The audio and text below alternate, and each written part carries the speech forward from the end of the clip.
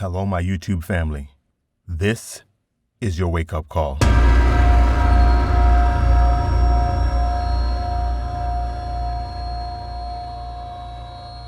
Let's talk about the stimulus package. Let's remember that the U.S. now leads the world with the most confirmed cases of Rona. Keep in mind as I'm going over the stimulus package that other parts of this most likely will change. They have the country currently distracted with $1,200 per parent while they manipulate the numbers in other areas. So don't be surprised if other parts of this don't turn out the way you expect. And please don't be surprised when the distractions intensify. So let's review the stimulus package piece by piece so you have a better idea where the money is going. Beefed up unemployment benefits.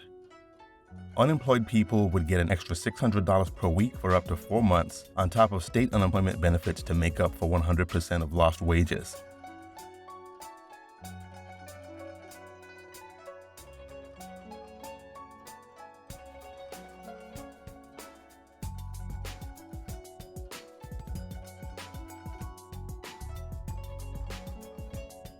Loans to industries, $500 billion. The Treasury Department would divvy up a $500 billion pot of loans to struggling industries like airlines and even cities and states.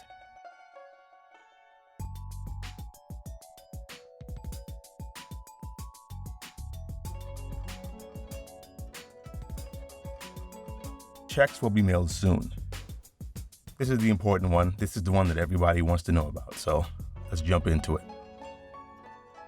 All U.S. residents with adjusted gross income up to $75,000 or $150,000 for married couples would get a $1,200 or $2,400 for couples rebate payment. They are also eligible for an additional $500 per child. The payments would start phasing out for earners above those income thresholds and would not go to single filers earning more than $99,000, head of household filers with one child more than $146,500, and more than $198,000 for joint filers with no children. Important, they are not sending checks to anyone who owes child support payments. It's important to remember that because they haven't talked about it too much on the news so far.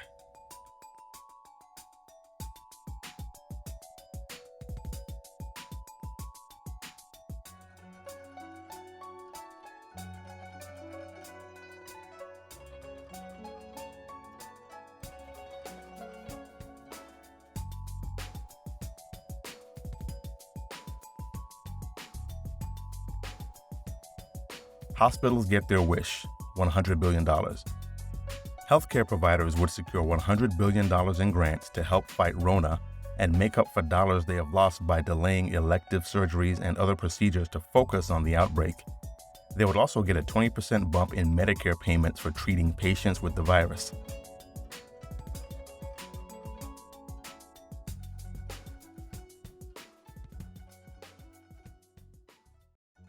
Aid to airlines.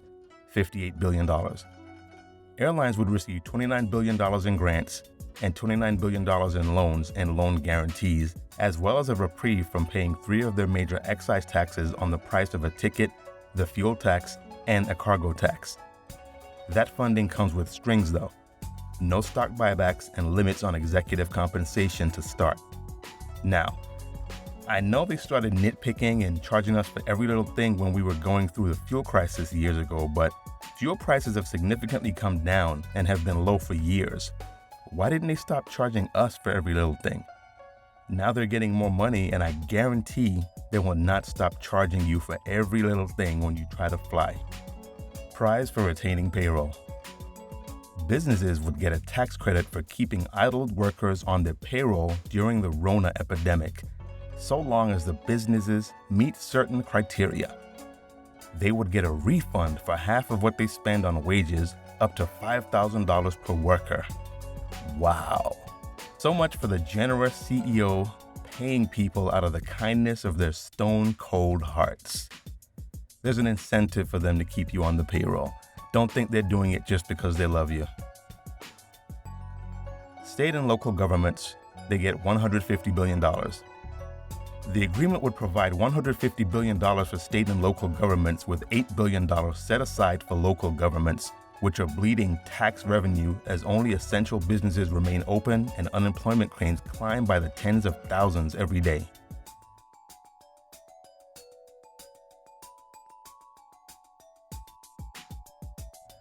Pentagon plus up, $10.5 billion. The Defense Department would field an infusion of $10.5 billion, including $1.5 billion for the National Guard to deploy up to 20,000 on-call soldiers to help state response teams fight Rona over the next 6 months. The bill would also spend $415 million on research and development work at the Pentagon, aimed at developing vaccines and antiviral medicine. National Guard deployment and vaccines. Wonder if those two things could be related. Minimal aid for insurers. Insurers wanted an emergency fund to offset big losses stemming from the pandemic, as well as premium subsidies to help fund temporary COBRA coverage for laid-off workers. They got none of that, although the legislation aims to protect them from price gouging on Rona tests.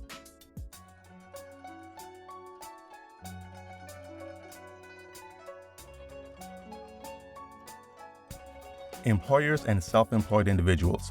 They would get to defer the 6.2% tax they pay on wages that are used to fund Social Security.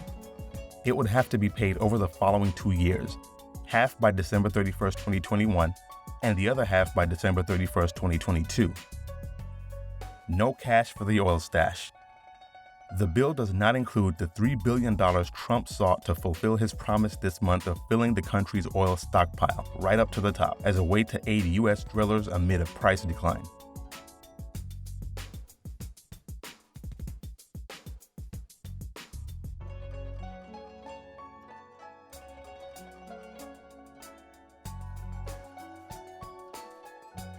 Telemedicine investment, $200 million. The Trump administration would get $200 million for boosting Skype-style health checkups by investing in services and devices that help healthcare providers connect remotely with patients.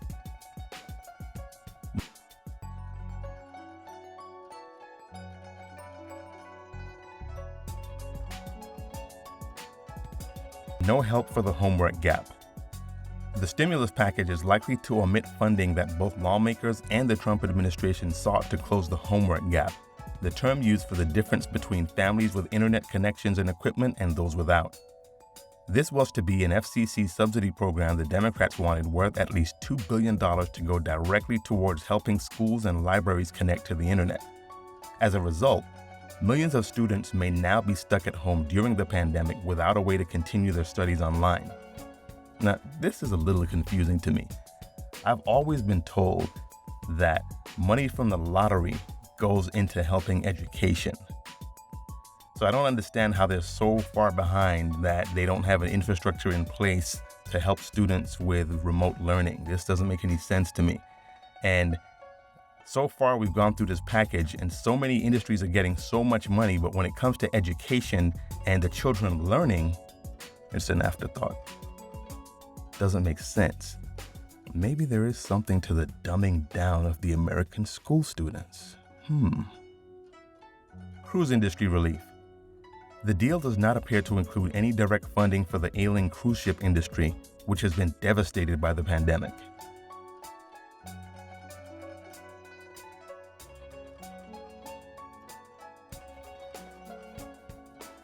Retail tax fix. Retailers, restaurateurs, and hotels will be able to immediately deduct from their taxes what they spend on property improvements.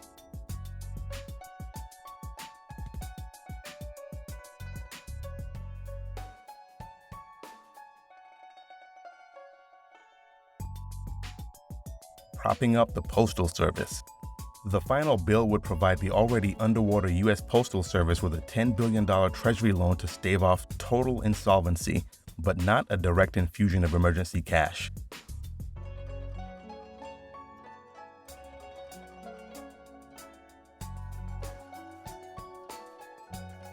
Food stamps and child nutrition, $25 billion. The stimulus includes nearly $25 billion for food assistance, including nearly $16 billion for SNAP and nearly $9 billion for child nutrition.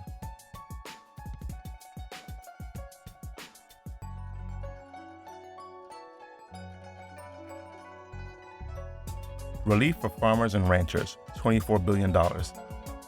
Nearly $24 billion, including $14 billion for an obscure Depression-era financial institution that USDA has wide discretion to use to stabilize the farm economy. Another $9.5 billion would be set aside for emergency aid for the agriculture sector, including cattle ranchers and fresh fruit and vegetable growers.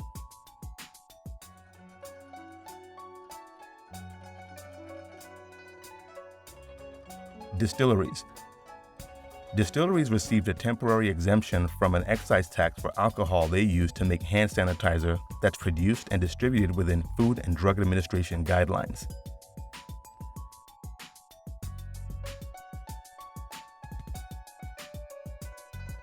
This stimulus package is extremely robust, but I just want to compare it to Canada's package for their citizens. So let's just take a look at the portion in which the citizens are getting direct cash. So in the US, most of us fall into the category in which adults will receive $1,200 per parent and also be eligible to receive $500 per child. There are other details and qualifications, but let's use a family of 5 as an example in which everything is good and they fully qualify for all the benefits. They would be eligible to get a total one-time payment of $3,900. So they can pay their mortgage once, car payments once, possibly go shopping a few times. What happens if this goes on for more than 1 month? Do you think the institutions who own their mortgage and the institutions who own their cars are really just going to keep extending this exponentially? And even if they do, don't you think they're going to want to get something back in the end of this? Maybe there's another bank bailout coming. So let's look at Canada's. Their bill would give Canadian citizens 2,000 Canadian dollars per month for the next 4 months for people who lost their job because of the pandemic. For comparison, that will be the equivalent of US $1,410.29 per month. It would apply to people who are quarantined, helping a sick family member, have been laid off, or have not received payment from their employer. Let's take the same family of 5 example. They could qualify for a total payment of 8,000 Canadian dollars over the course of 4 months. That will be the equivalent of US $5,641.15 over that same time frame. Now, this would be a much better plan to assist with monthly bills, but we don't have all the details, so you never know. Plus, it depends on what the expenses would be per month. I mean, I don't think either of these plans are really going to address all of the issues that these families are facing, but the Canadian plan at least plans for the future. It gives you 4 months as opposed to just one lump sum payment that pretty much most families will be going through that in just 1 month in America. As I said, there are many countries planning stimulus plans, but those details are hard to get. This chart gives you a basic idea. I've been trying to find out if the IRS is going to reclaim some or all of this money when we file taxes, but I haven't been able to yet.